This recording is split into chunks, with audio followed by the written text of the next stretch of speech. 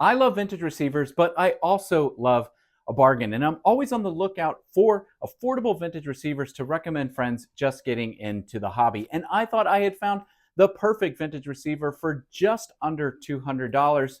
That is until I realized it had a design flaw that had me second guessing myself.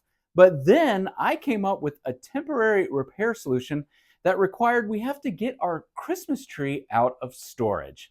You got to stick around for that part. Now, in 1970, Sherwood released the S-7100A receiver for just $199, which would actually equate to over $1,600 in today's market. Now, this little receiver can handle two sets of speakers from 4 ohms all the way to 16 ohms, but we're not talking about a receiver that packs a lot of power. Only rates between 14 and 22 watts per channel into 8 ohms and 27 watts per channel into 4 ohms. Now, we'll talk a little bit more about those power ratings later on when I tell you about how this receiver sounds. Now, even though the 7100A isn't packing a lot of power, you're still going to get a good number of connectivity options, including a phono input, an auxiliary input, and record out and tape monitor functions for a reel-to-reel or cassette deck. The unit even has a tape dubbing input on the front for further connectivity. Fans of tone controls will appreciate the 7100A's bass and treble controls as well as the balance knob. Also, the unit comes with a loudness button, which plays a very important role in the sound signature of this unit, something I'll explain more about in a few minutes. Speaking of switches, the unit also comes with a stereo and mono switch for anyone interested in playing back mono recordings. It also has the ability to tune in FM and AM stations. And I have to say, the tuner on this little unit is very strong. I've had massive Marantz and Pioneer units in this same room that could barely tune in a station. And the S7100A had no trouble tuning in those stations at all. As I mentioned at the beginning of this video, folks are always asking me to recommend a great starter vintage receiver that's not going to break the bank. And I really thought I had found the perfect one with the 7100A. That is until I realized it has a major design flaw, which is that Sherwood combined the volume knob and the power switch. So it's just one knob labeled loudness on the front of the unit. So you have to turn that knob to power on the unit, and then it also controls the volume. Now, the issue here is that with all vintage units, you get oxidation in those volume pots, and that leads to scratchy sounds. The best way to clean those scratchy sounds is to use deoxit. However, in this design, there is plastic within that pot, and if you use deoxit, it will actually deteriorate that plastic, which breaks, and then you can no longer use this knob to power the unit off or on, much less control the volume.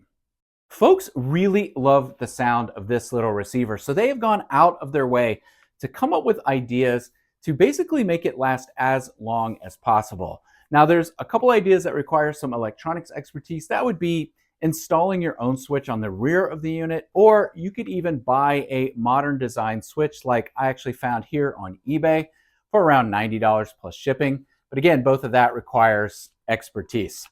My idea is much easier, and I'll explain to you what I came up with after I tell you about how this unit sounds, because I think it's really important to explain the importance of the sound of this unit before I explain to you why I would go through so much trouble to make sure that knob doesn't break. I paired the 7100A with my vintage Klipsch Heresy speakers, which I think is a good pairing due to the higher efficiency of the Heresies and the lower power of this little receiver. Again, we're talking anywhere between 14 and 22 watts per channel at 8 ohms. And a lot of times people just think low-powered receivers like this are not going to produce a sound that would be enjoyable. But what I found with this little receiver is that it is so smooth. It is just easy to listen to and overall very pleasant. Now, some people have gone so far as to say it has a tubey sound, and I don't think I would go that far, but it does share one aspect that's common with tube amplifiers, and that is it does not produce a lot of bass. And this is what I was saying earlier about that loudness switch. I've owned a lot of vintage receivers, and the loudness switch really can sometimes be overbearing when it's engaged. But with the 7100A, that loudness switch really brings the bass in and makes everything sound a lot more full. And I was not using a subwoofer when I originally put the 7100A in my system, and I was really missing that low end. And then I engaged the loudness button, and that bass came in, and I all of a sudden didn't miss my sub. That's how big of a difference this unit makes with that loudness control. But I played a ton of genres with this receiver. In fact, I went CD shopping recently and loaded up on some items, and all different genres, and it handled everything great, from the crunchy, grungy guitars of Meat Puppets to the in-your-face, fun Brit rock of Velvet Goldmine to the wonderful guitar playing of both Edgar Meyer and Bill Frisell. You know, it even sounded great when I finally broke down and became the stereotypical 40-year-old empty nester and bought a classical CD. That even sounded great listening through the 7100A. It's this laid back, almost warm sound signature that makes me want to suggest this receiver to people just getting into vintage audio, especially those that don't want to break the bank.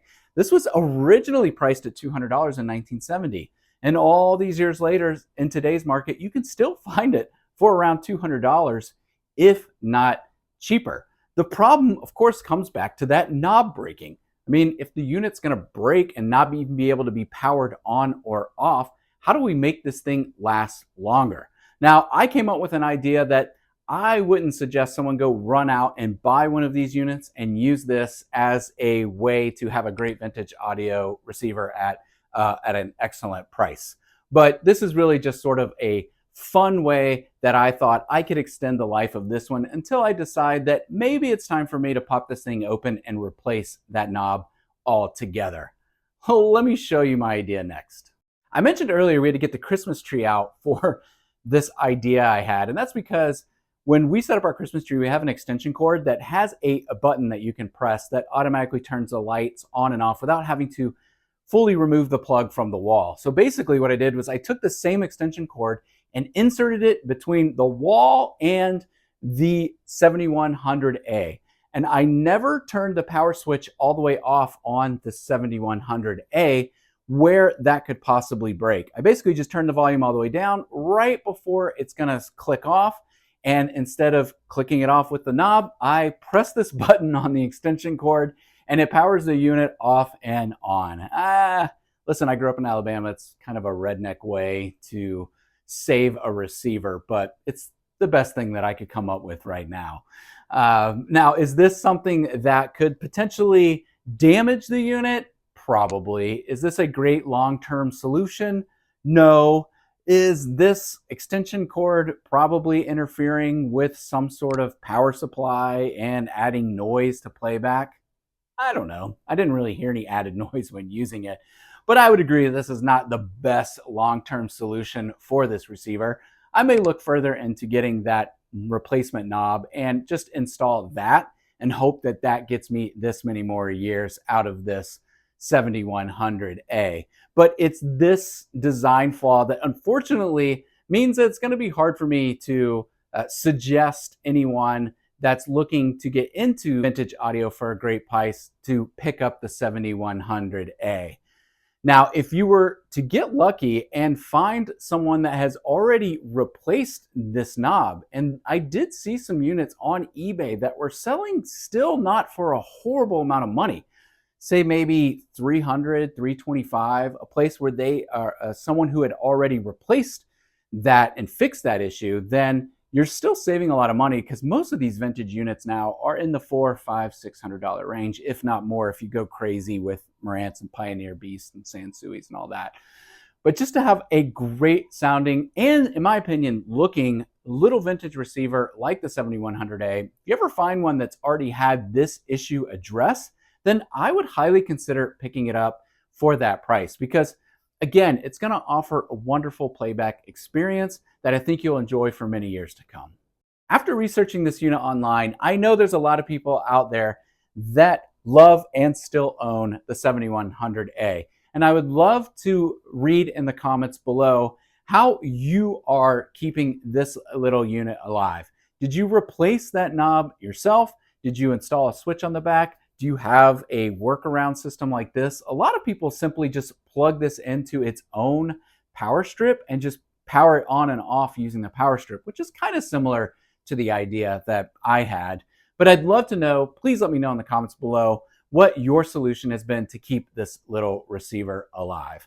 Now, I love finding a great bargain on vintage audio, so I'm often looking for units that people overlook but still sound great. Another unit that I made a video about last year that fits both of those qualities is the Harman Kardon HK430 receiver. If you'd love to learn more about that unit, you can do so by watching this video here.